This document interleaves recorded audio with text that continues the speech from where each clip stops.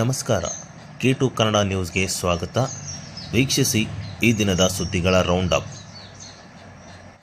Karnataka soaps and detergents limited ಸಾಬೂನು ತಯಾರಿಕೆಯಲ್ಲಿ ವಿಶ್ವದಲ್ಲಿಯೇ ಹೆಸರು ಗಳಿಸಿರುವ ಹಾಗೂ ಶತಮಾನೋತ್ಸವವನ್ನು ಪೂರೈಸಿರುವ ಕರ್ನಾಟಕ ಸರ್ಕಾರದ ಹೆಮ್ಮೆಯ ಸಂಸ್ಥೆ ಎಂಬ ಖ್ಯಾತಿಗೆ ಪಾತ್ರರಾಗಿರುವ Karnataka soaps and detergents limited ರಿಯಾಯಿತಿ ದರದಲ್ಲಿ ತನ್ನ ಉತ್ಪನ್ನಗಳ ಪ್ರದರ್ಶನ ಹಾಗೂ ಮಾರಾಟ ಮೇಳವನ್ನು ಆಯೋಜಿಸಲಾಗುತ್ತಿದೆ. ರಿಯಾಯಿತಿ ದರದಲ್ಲಿ ಶುದ್ಧ ನೈಸರ್ಗಿಕ ಶ್ರೀಗಂಧದ ಎಣ್ಣೆಯುಕ್ತ ಉತ್ಕೃಷ್ಟ ಗುಣಮಟ್ಟದ ಉತ್ಪನ್ನಗಳ ಮೈಸೂರು ಸ್ಯಾಂಡಲ್ ಸಾಬೂನ್ ಮೇಳ ದಿನಾಂಕ 22/8/2025 ರಿಂದ 31/8/2025 ಸಮಯ ಬೆಳಗ್ಗೆ 10 ಗಂಟೆಯಿಂದ ರಾತ್ರಿ 9 ಗಂಟೆಯವರೆಗೆ. ಸ್ಥಳ ರಾಯಚೂರು ಜಿಲ್ಲಾ ವೀರಶೈವ ಲಿಂಗಾಯತ ಸಮಾಜ, ಶ್ರೀ ಬಸವೇಶ್ವರ ರಸ್ತೆ, Raichur.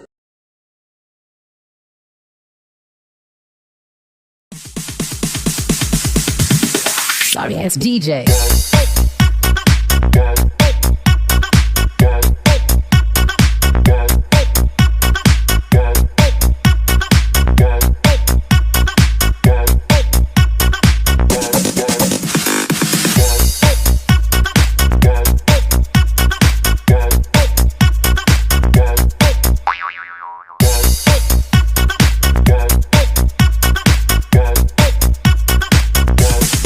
You can get some.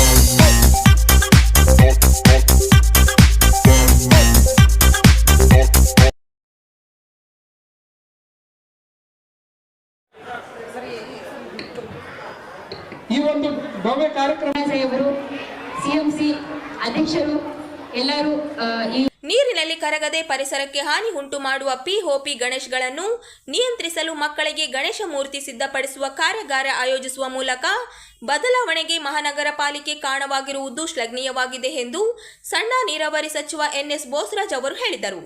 ಅವರಿಂದು ಮಹಾನಗರ ಪಾಲಿಕೆ ಮತ್ತು ಗ್ರೀನ್ ರಾಯಚೂರುಗಳ ಸಹಯೋಗದಲ್ಲಿ youth for city, city for youth ಘೋಷಣೆಯೊಂದಿಗೆ ಮಣ್ಣಿನ ಗಣಪತಿ ಸಿದ್ಧಪಡಿಸುವ ಕಾರ್ಯಾಗಾರ ಉದ್ಘಾಟಿಸಿ ಮಾತನಾಡಿದರು.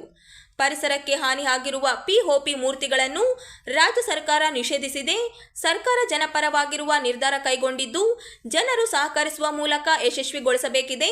ಸ್ವಯಂ ಸೇವಾ ಸಂಸ್ಥೆಗಳೊಂದಿಗೆ ಸೇರಿ ಪಾಲಿಕೆ ಮಣ್ಣಿನ ಗಣೇಶ ಮೂರ್ತಿ ಸಿದ್ಧಪಡಿಸುವ ಕಾರ್ಯ ಪ್ರಾರಂಭಿಸಿದೆ. ಸಾರ್ವಜನಿಕರು ಗಣೇಶ ಹಬ್ಬವನ್ನು ಪರಿಸರ ಸ್ನೇಹಿಯಾಗಿ ಆಚರಿಸುವ ಮೂಲಕ ಪರಿಸರ ಉಳಿಸುವ ಕೆಲಸಕ್ಕೆ ಕೈ ಜೋಡಿಸಬೇಕು. ಬರುವ ದಿನಗಳಲ್ಲಿ ಪ್ರತಿ ಮನೆಯಲ್ಲಿ ಗಣೇಶ ಮೂರ್ತಿಗಳನ್ನು ಪ್ರತಿಷ್ಠಾಪಿಸುವ ಕೆಲಸ ನಡೆಯಲಿದೆ ಎಂದರು. ಈ ಒಂದು ಕಾರ್ಯಕ್ರಮನ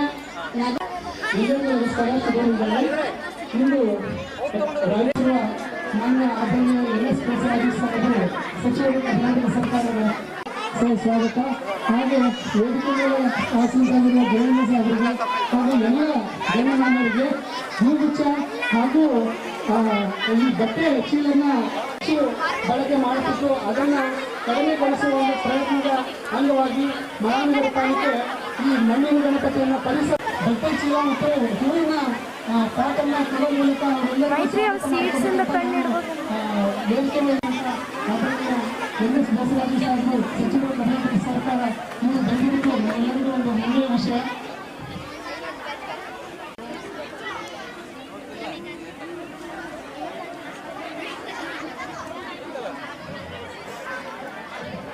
ಈ ಪರಿಸರ ಸ್ನೇಹಿ ಬೀಜವುಳ್ಳ ಅವರ ಹತ್ರ ಒಂದು ಕೈಕಳೆಯ ಸರಣೆಯ ಪ್ರಾರ್ಥನೆಯನ್ನು ಮಾಡ್ತಾರೆ.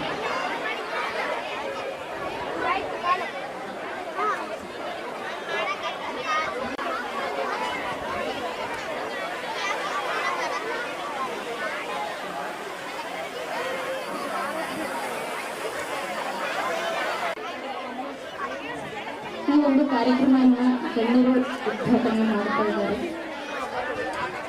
ಮಣ್ಣಿನ ಗಣೇಶಿಗೆ ಸಹಕಾರ ಮಾಡ್ತಾ ಇರೋ ಪೂಜ್ಯ ಎನ್ಎಸ್ ಬೋಸರಾಜ ಸಾಹೇಬರು ಮತ್ತೆ ಸಿಎಂಸಿ ಅಧ್ಯಕ್ಷರು ಕೊಡಬೇಕು ಅಂತ ಸವಿನಯವಾಗಿ ಪ್ರಾರ್ಥನೆ ಮಾಡ್ತಾ ಇದ್ದಾರೆ.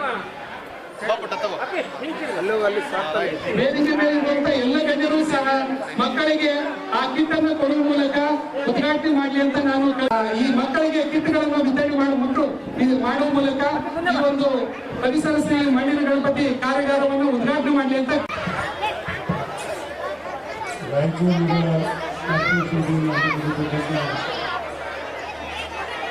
ಈ ಗಣಪತಿ ಮುಖಾಂತರ ಭಗವಂತ ಗುರುಗಳಲ್ಲಿ ನಗರ ಕಾರ್ಪೊರೇಷನ್ನ ಮಹಾಪ್ರಭು ಹಾಗೂ ನಮ್ಮೆಲ್ಲ ಕಾರ್ಪೊರೇಟರ್ಸರು ಅಧಿಕಾರ ವರ್ಗಕ್ಕೂ ಈ ಕಾರ್ಯಕ್ರಮ ಗಮನಿಸಿ ಮಾತನಾಡಿದ್ದಾರೆ.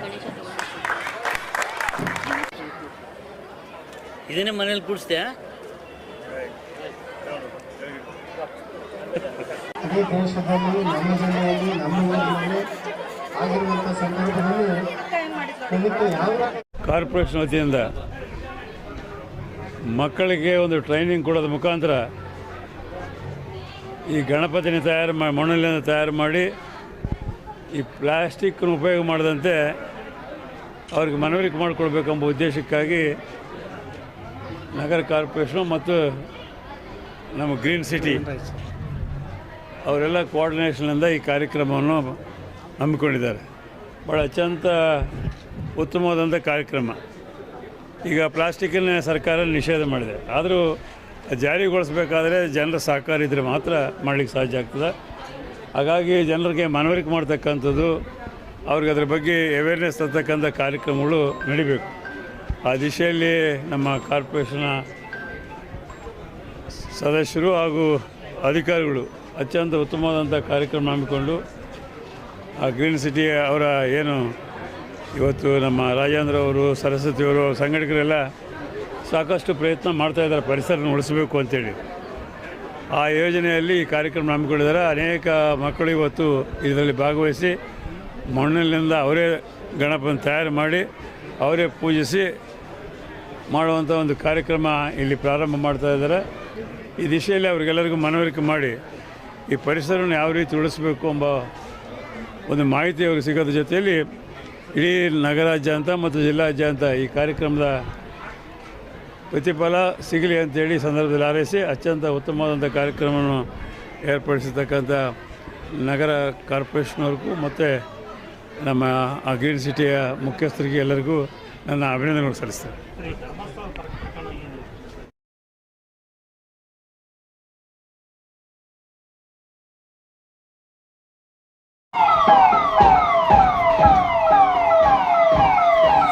ಗಣೇಶ ಚತುರ್ಥಿ ಹಾಗೂ ಈದ್ ಮಿಲಾದ್ ಪ್ರಯುಕ್ತ ಎರಡು ಸಮುದಾಯದ ಜನರು ಆಚರಣೆಯೊಂದಿಗೆ ಕಾನೂನು ಸುವ್ಯವಸ್ಥೆ ಕಾಪಾಡಬೇಕು ಎಂಬ ನಿಟ್ಟಿನಲ್ಲಿ ಮಸ್ಕಿ ಪೊಲೀಸರಿಂದ ಮಸ್ಕಿ ಪಟ್ಟಣದ ಪ್ರಮುಖ ಬೀದಿಗಳಲ್ಲಿ ರೂಟ್ ಮಾರ್ಚ್ ಮಾಡಲಾಯಿತು. ರಾಯಚೂರು ಜಿಲ್ಲೆಯ ಮಸ್ಕಿ ಪಟ್ಟಣದಲ್ಲಿ ಲಿಂಗಸ್ಕೂರು ಉಪವಿಭಾಗದ ಡಿವೈಎಸ್ಟಿ ದತ್ತಾತ್ರೇಯ ಕಾರ್ನಾಡ್ ನೇತೃತ್ವದಲ್ಲಿ ಮಸ್ಕಿ ಪೊಲೀಸ್ ಠಾಣೆಯ ಸಿಬ್ಬಂದಿ ಕೆಎಸ್ಆರ್ಪಿಸಿ ತುಕುಡಿ ಸೇರಿದಂತೆ ಒಟ್ಟು 100ಕ್ಕೂ ಅಧಿಕ ಪೊಲೀಸರು ಈ ಪಥ ಸಂಚಲನ ಮಾಡಿದರು.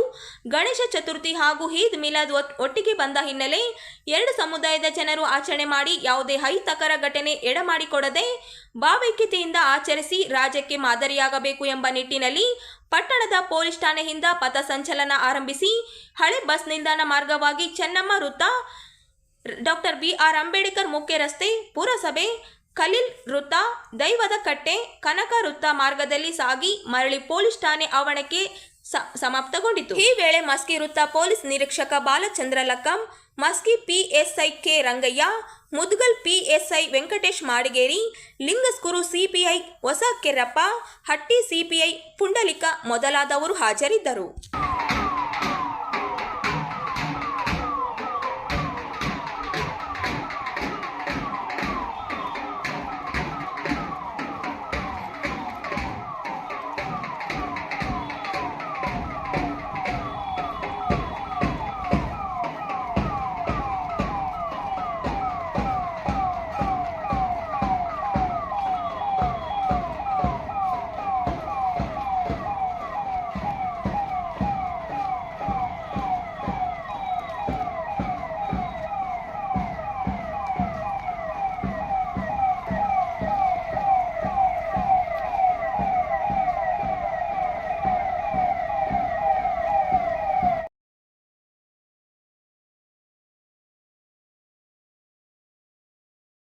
ಕನಸು ಕಾಣ್ತಾಳೆ.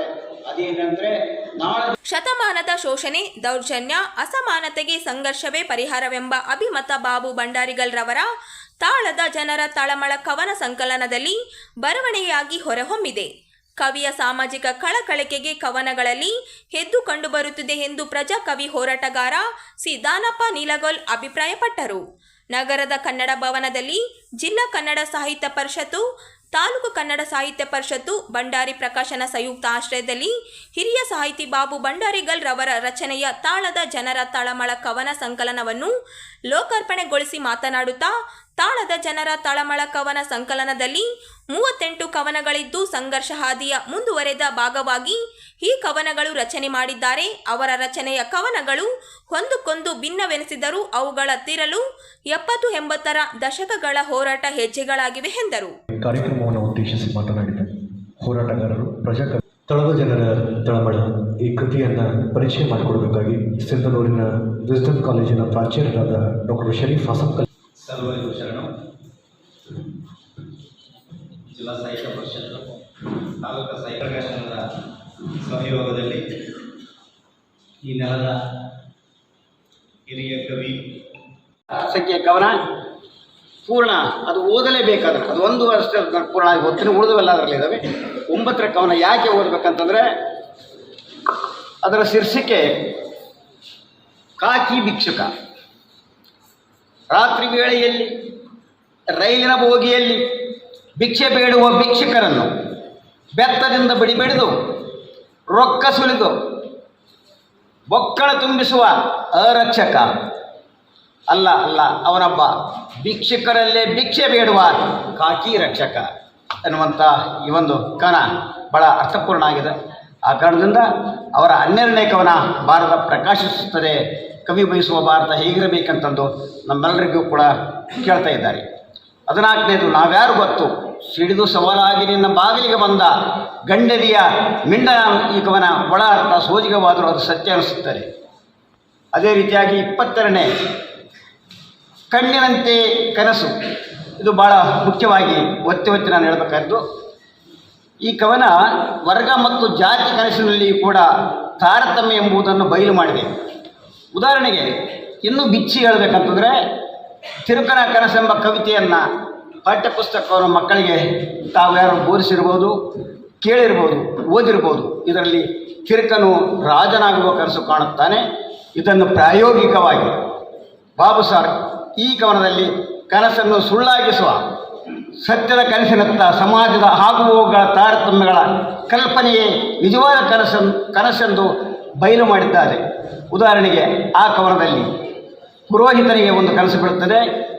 ಆ ಪುರೋಹಿತ ಕಾಣುವಂಥ ಕನಸು ಏನಂದರೆ, ತನ್ನ ಕುಡಿಗೆ ಯಾವುದೋ ಅರ್ಚಕನ ಸ್ಥಾನ ಖಾಲಿ ಇರುವ ಕನಸು, ದೇವಸ್ಥಾನ ಯಾವುದೋ ಖಾಲಿ ಇದೆಯಂತ ಪುರೋಹಿತ ಕನಸು ಕಾಣ್ತಾನೆ. ಅದೇ ರೀತಿ ಶ್ರೀಮಂತರ ಮಡದಿ ಏನಂತ ಹೇಳೋದಾದರೆ 5 ಸಂಗತಿಗಳ ನಾನು ಅವುಗಳನ್ನು ಹಿಡಿದಿಡೋ ಪ್ರಯತ್ನ ಮಾಡ್ತೀನಿ. ಈಗಾಗಲೇ ಇದಕ್ಕೆ ಮುನ್ನುಡಿ ಬೆನ್ನುಡಿ ಅರ್ಥಪೂರ್ಣವಾದ ಮುನ್ನುಡಿ, ನನ್ನ ಗುರು ಮುನ್ನುಡಿ ಬಂದ ಮೇಲೆ ಮತ್ತೆ ಮಾತಾಡೋದಿದೆಯಲ್ಲ, ಅದು ಮತ್ತೆ ನನ್ನ ಬಂಡ ಧೈರ್ಯ ಅಂತಲೇ ಕರ್ಕೊಳ್ತೀನಿ. ಆಗಲೇ ನನ್ನ ಗುರುಗಳಾದಂಥ ಪುಟ್ಟೇಶ್ವರ ಮುನ್ನುಡಿ ಬರದೇ ಆದದ್ದು ಆದಮೇಲೂ ಮತ್ತೆ ನನ್ನ ಈ ಕವನ ಸಂಕಲನ ಇದ್ರ ಕುರಿತು ಪರಿಚಯ ಮಾಡುವ ಮುನ್ನ ನನಗಿದೇನು ಅನಿಸಿದೆ ಅಂತ ನಾನು ಮಾತಾಡೋ ಪ್ರಯತ್ನ ಮಾಡ್ತೀನಿ. ಯಾಕಂದರೆ ಪರಿಚಯ ಮಾಡೋಷ್ಟು ಮಟ್ಟಿಗೆ ಇಲ್ಲ ಅಂತ ನಾನು ಒಪ್ಕೊಳ್ತೀನಿ. ಆದಮೇಲೆ ಇಡೀ ಸಂಕಲನ 5 ಸಂಗತಿಗಳನ್ನು ಧ್ಯಾನಿಸ್ತಾ ಇದೆ. ನಾನು ಗ್ರಹಿಸಿದ ರೀತಿಯಲ್ಲಿ 5 ಸಂಗತಿಗಳನ್ನು ಧ್ಯಾನಿಸ್ತಾ ಇದೆ. ಏನೇನು ಅಂತಂದರೆ, ಮೊದಲನೇದು ಸಮುದಾಯದ ಸಂಕಟ ಮತ್ತು ಔಷಧಿ.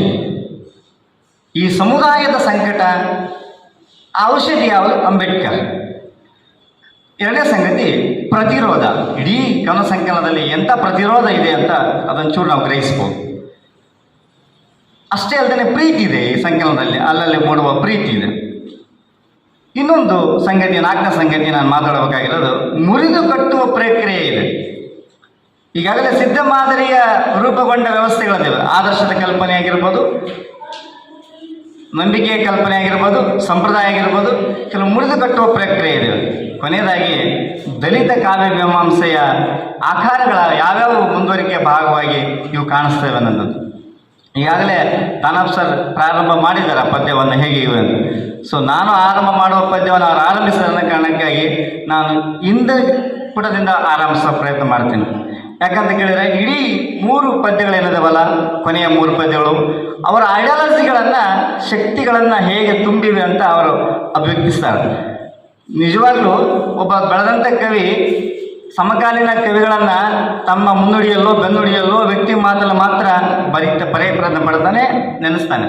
ಆದರೆ ಅವ್ರ ಕುರಿತು ಒಂದು ಪದ್ಯ ಬರೆಯೋದಿದೆಯಲ್ಲ ಅದು ಭಂಡಾರಿಗಲ್ ಸರ್ ಒಂದು ಮಾತ್ರ ಸಾಧ್ಯ ಅಂತ ನನ್ನ ಭಾವ. ಯಾಕಂತ ಕೇಳಿದ್ರೆ ತಮ್ಮ ಸಮಕಾಲೀನ ನಮಗೆ ಆಶಯಗಳನ್ನು ಅಥವಾ ತಾವು ಕಲಿತ ಪಾಠವನ್ನು ಅಭಿವ್ಯಕ್ತಿಸಿದೆಯಲ್ಲ ಅದು ಈ ಕೃತಿಯಲ್ಲಿ ಮೂಡಿರುವಂಥದ್ದು ದೊಡ್ಡ ಶಕ್ತಿಯಾಗಿ ಕಾಣಿಸುತ್ತೆ.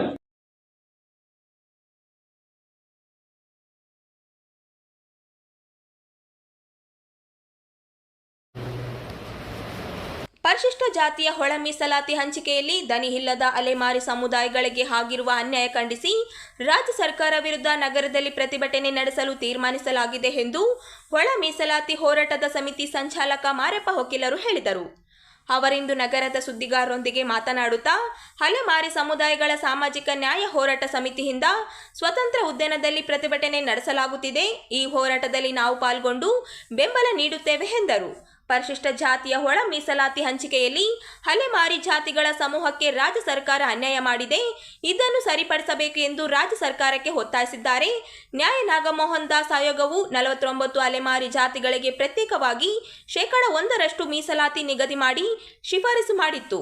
ಆಗಸ್ಟ್ 19ರಂದು ರಾಜ್ಯ ಸರ್ಕಾರ ಸಚಿವ ಸಂಪುಟದ ಸಭೆಯಲ್ಲಿ ಬಲ ಮತ್ತು ಎಡಗೈ ತಾಳ 6% ಹಂಚಿಕೆ ಮಾಡಿ ಬಂಜಾರ ಬೋವಿಯಂತಹ ಸ್ಪೃಶ್ಯ ಸಮುದಾಯಗಳ ಗುಂಪಿಗೆ ಅಲೆಮಾರಿಗಳನ್ನು ಸೇರಿಸಿ 5% ಮೀಸಲಾತಿ ಹಂಚಿಕೆ ಮಾಡಿದೆ. ಈ ಮೂಲಕ ದನಿ ಇಲ್ಲದ ತಬ್ಬಲಿ ಅಲೆಮಾರಿ ಸಮುದಾಯಗಳನ್ನು ಶಾಶ್ವತವಾಗಿ ಮೂಲೆ ಗುಂಪು ಮಾಡಲಾಗಿದೆ ಎಂದರು. ಈಗಾಗಲೇ ರಚನೆ ಮಾಡಿದ ಅಲೆಮಾರಿಗಳ ಅಭಿವೃದ್ಧಿ ನಿಗಮದಲ್ಲಿ ಕೇವಲ 49 ಅಸ್ಪೃಶ್ಯ ಅಲೆಮಾರಿ ಸಮುದಾಯಗಳು ಮಾತ್ರ ಮುಂದುವರಿಯಬೇಕು ಮತ್ತು 5% ಮೀಸಲಾತಿಯಲ್ಲಿ 1% ಒಳ ಮೀಸಲಾತಿ ಅಲೆಮಾರಿ ಸಮುದಾಯಗಳಿಗೆ ಹಂಚಿಕೆ ಕೂಡಲೇ ಕ್ರಮ ಕೈಗೊಳ್ಳಲು ಒತ್ತಾಯಿಸಿದ್ದಾರೆ. ಬೆಂಗಳೂರಿನಲ್ಲಿ ನಡೆಯುತ್ತಿರುವ ಆಯೋರಾತ್ರಿ ನಿರ್ದಿಷ್ಟ ಅವಧಿ ಹೋರಾಟವನ್ನು ಅಲೆಮಾರಿ ಸಮುದಾಯಗಳಿಗೆ ನ್ಯಾಯ ಸಿಗುವವರೆಗೂ ಮುಂದುವರಿಸುತ್ತೇವೆ ಎಂದು ಸರ್ಕಾರಕ್ಕೆ ಎಚ್ಚರಿಕೆಯನ್ನು ನೀಡಿದರು.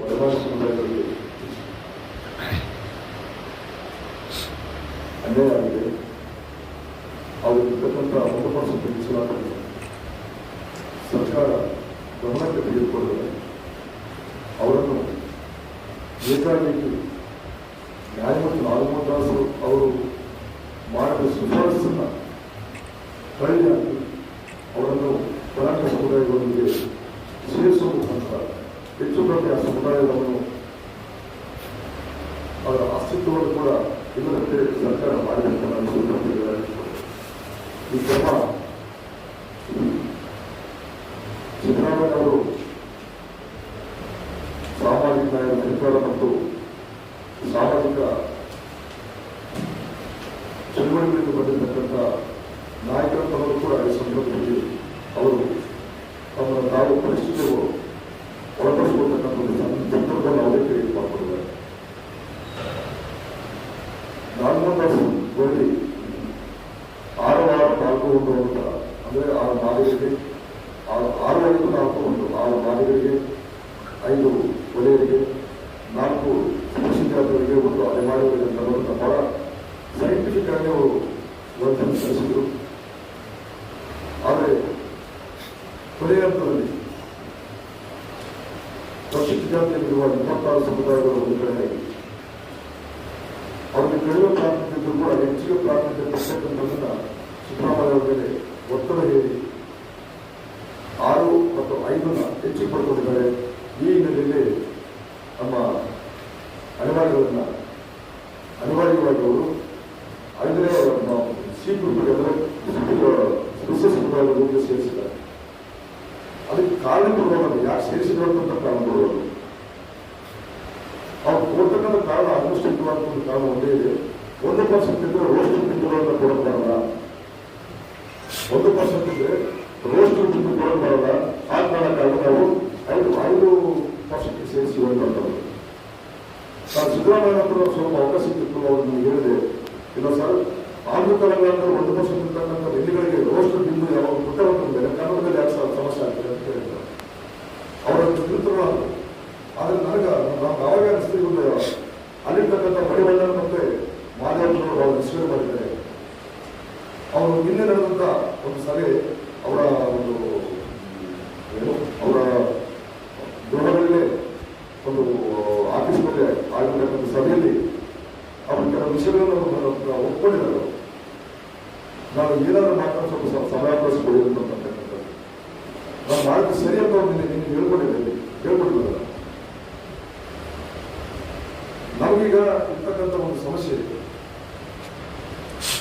ಅಲೆಮಾರಿಗಳನ್ನ ವಿಶ್ವ ಸಮುದಾಯದಲ್ಲಿ ಸೇರಿಸಲಿಕ್ಕೆ 2 ಪ್ರಮುಖ ಕಾರಣಗಳು ಅಡ್ಡಿಗಳು ನಮ್ಮ ವಿರೋಧಿಸಿಕೊಂಡು. ಒಂದು, ಅಲೆಮಾರಿಗಳು ಅಸ್ಪೃಶ್ಯರು, ನೋಡಿ ಅಂಟಸ್ಗಳು ಗಮನಿಸೋದು, ಕೇಳಿ ಆ ದುಡ್ಡನ್ನ ಎದೆ ಸದಾಶಿವ, ಎಸ್ ಕುಮಾರಸ್ವಾಮಿ ಇಲ್ಲಿವರೆಗೂ ಕೂಡ ಟಚಬಲ್ ಕಮ್ಯುನಿಟಿಗಳನ್ನು ಕರೀತಾರೆ. ಟಚಬಲ್ ಕಮ್ಯುನಿಟಿಗಳ ಜೊತೆಗೆ ಅನ್ಟಚಬಲ್ ಈ ಒಂದು ಸಮುದಾಯವನ್ನು ಸೇರಿಸಿದ್ದು ಯಾಕೆ ಅಂತ ನಾವು ಪ್ರಶ್ನೆ ಮಾಡಬೇಕು.